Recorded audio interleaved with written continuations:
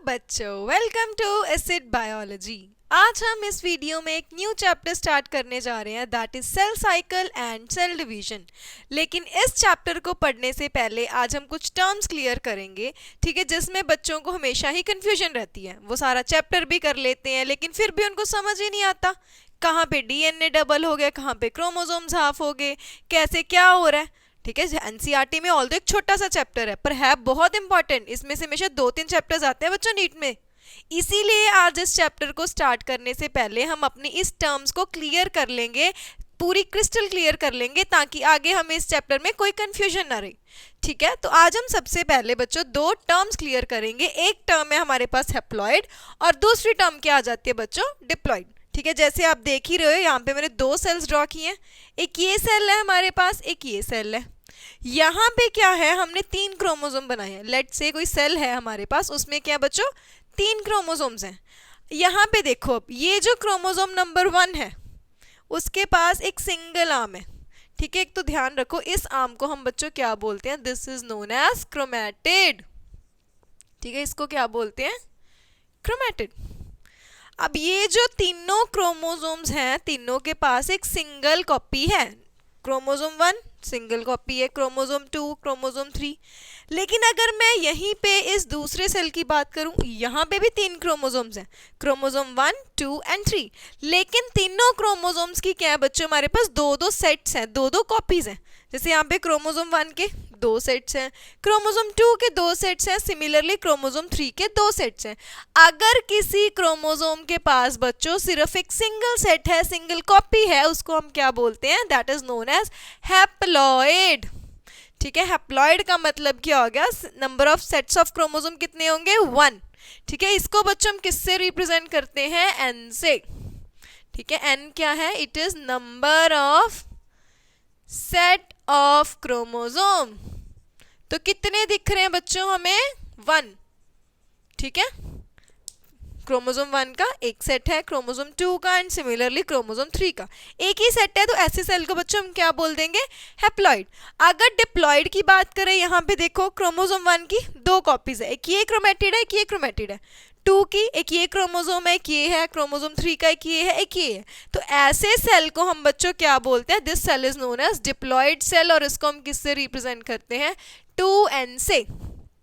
ठीक है, तो हैप्लॉइड डिप्लॉइड के, हैप्लॉइड मतलब सिंगल सेट ऑफ क्रोमोसोम होता है, और डिप्लॉइड का मतलब क्या हो गया बच्चों, यहाँ पे हमारे पास 2 सेट्स ऑफ क्रोमोसोम्स होंगे।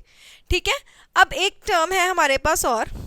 अब मान लो मैं एक सेल को रिप्रेजेंट कर रही हूँ एक सिंगल आर्म से। ठीक है, जैसे हमने अभी रिप्रेजेंट किया हुआ। ठीक है, कि ये क्रोमोसोम है मेरे पास, लेट से एक ये क्रोमोसोम है। ठीक है, एक क्रोमोसोम ये है जिसके पास सिर्फ सिंगल आर्म है, सिंगल क्रोमैटिड है। एक ये क्रोमोसोम है बच्चों जिसके पास क्या है, यहाँ पे 2 क्रोमैटिड्स हैं। ठीक है, ये दोनों क्रोमैटिड्स हैं, इसको हम क्या बोलते हैं, these are known as sister chromatid. ठीक है, इसके पास 2 क्रोमैटिड्स हैं, अगर वो एक ही क्रोमोसोम पे अटैच है उनको हम क्या बोलते हैं, सिस्टर क्रोमैटिड। ठीक है, एक क्रोमोसोम जिसके पास सिर्फ ये सिंगल क्रोमैटिड होगा उसको हम बोल देते हैं मोनाड। ठीक है, this is known as monad. जैसे यहाँ पे है, ये एक आर्म है ना, इसको मैं क्या बोलूंगी, ये क्रोमोसोम कैसा हो गया मेरे पास, मोनाड। अगर मैं इस क्रोमोसोम की यहाँ पे 2 आर्म्स बना दूं, क्रोमोसोम तो एक ही रहेगा। ठीक है, क्रोमोसोम का नंबर नहीं बढ़ रहा, सिर्फ जो क्रोमोसोम के पास आर्म्स थी, क्रोमैटिड्स थी, वो 2 होगी। तो ऐसे क्रोमोसोम को बच्चों हम क्या बोल देंगे, this is known as dyad. Monad कब है, जब एक क्रोमोसोम के पास सिंगल क्रोमैटिड है, सिंगल आर्म है, that is known as monad. अगर वहीं पे उस क्रोमोसोम के पास बच्चों 2 आर्म्स हो जाती हैं, 2 क्रोमैटिड्स हो जाते हैं, उसको हम क्या बोल देते हैं, डायाड। ठीक है, अब इसको समझते हैं हम कुछ एग्जाम्पल से। ठीक है, तो पहले तो ये हमारे पास 4 सेल्स बने हैं, इसमें से हम देखते हैं कौन सा हमारे पास मोनाड है और कौन सा हमारे पास डायाड है। ठीक है, मोनाड क्या था, बेसिकली वो क्रोमोसोम जिसके पास क्या था, एक सिंगल आर्म होती है।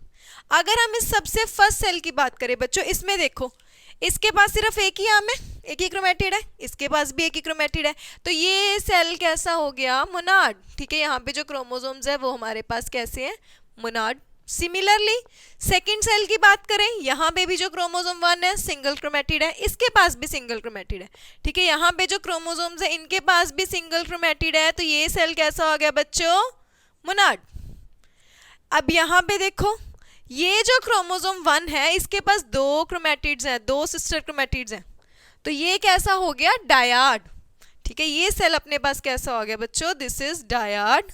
और यहाँ पे भी जो क्रोमोसोम्स हैं सबके पास क्या है, 2 सिस्टर क्रोमेटिड्स हैं, ठीक है। 2 क्रोमेटिड्स हैं जिनको हम क्या बोल रहे हैं, सिस्टर क्रोमेटिड। तो ये सेल बच्चों कैसा हो गया अपने पास, डायाड, ठीक है। मोनाड क्या था, जिसके पास सिंगल क्रोमेटिड है क्रोमोसोम के पास, और डायाड क्या हो गया, जिसके पास सिस्टर क्रोमेटिड्स हैं, ठीक है। ये हो गया डायाड।